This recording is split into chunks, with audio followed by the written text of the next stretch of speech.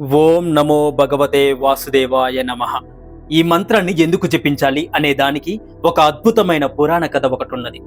నేటికి సరిగ్గా 1500 సంవత్సరాల క్రితం జరిగిన సంఘటన ఇది. బౌద్ధ పురాణంలో ఉంటుంది ఈ కథ. ఒక వృద్ధుడు ఓం నమో భగవతే వాసుదేవాయ అనే మంత్రాన్ని వల్లెవేస్తూ గంగానది తీరంలో నడుస్తూ ఉన్నాడు. చేతిలో జపమాల, మెడలో రుద్రాక్షి హారం ధరించాడు ఆ భక్తుడు. ఓం నమో భగవతే వాసుదేవాయ అనే మంత్రం చదవడం వలన ఆ తరంగాలు, ఆ మంత్రం యొక్క ఉచ్చారణ వినికిడి కలిపురుషుడిని తాకాయి. ఎక్కడి నుండి వస్తుంది ఈ మంత్ర జపం? ఓం నమో భగవతే వాసుదేవాయ అనే మంత్ర శబ్దం అని చుట్టూ చూశాడు కలిపురుషుడు. గంగా నది తీరంలో ఒక బక్క చిక్కిన ముసలివాడు ఓం నమో భగవతే వాసుదేవాయ అనే నామాన్ని చెప్పించడం చూసి ఆ మంత్ర జపాన్ని ఆపాలని ఆ ముసలివాడి దగ్గరికి వెళ్లి పట్టుకోబోయాడు కలిపురుషుడు.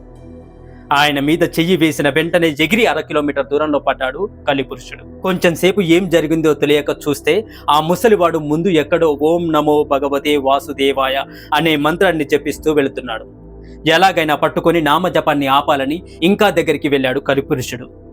పట్టుకోబోతే ఈసారి యోజనం దూరంలో పడ్డాడు. దెబ్బకి కలిపురుషుడు గజగజ వణికిపోయాడు. ఈ ముసలివాడు చూస్తే బక్క చిక్కి ఉన్నాడు. గట్టిగా గాలి వీస్తే ఎగిరిపోయేలా ఉన్నాడు. కానీ పట్టుకుందామంటే నేనే ఎక్కడో పడిపోతున్నాను. ఒకవేళ నా శక్తి సన్నగిల్లిందా ఏమి? కలియుగం ఆరంభంలో శ్రీకృష్ణుడి వలన నారాక ఏమైనా ఆలస్యమైందా?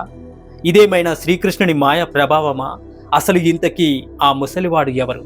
శివుడా లేక శ్రీ మహావిష్ణువా అనుకుంటూ ఉండగా అటుగా వెళుతున్న వేదవ్యాసుడు కనిపించాడు. కలిపురుషుడు వెంటనే వ్యాస భగవానుడి దగ్గరికి వెళ్ళి, ఓ మహానుభావ, సమయానికి వచ్చారు, నా సందేహాన్ని నివృత్తి చేయండి అన్నాడు. వ్యాసుడు నవ్వి, ఇది నీ రాజ్యం, ఈ కలికాలం నీది, నీకు సందేహమా? ఏ ఇద్దరిని సక్రమంగా ఉండనివ్వవు. ఎవరైనా కలిసున్నారంటే కళ్ళలో నిప్పులు పోసుకుంటావు. ఇలాంటి నీకు నా అవసరం ఏముంది? ఇంతకీ నీవు కుశలమే కదా అని అడిగాడు వేదవ్యాస భగవానుడు.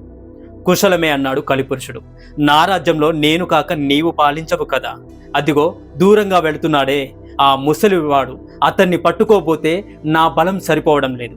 ఇది అసలు నా రాజ్యమేనా, లేక మీరందరూ కలిసి నన్ను మాయ చేస్తున్నారా? చెప్పండి అని వేడుకున్నాడు కలిపురుషుడు.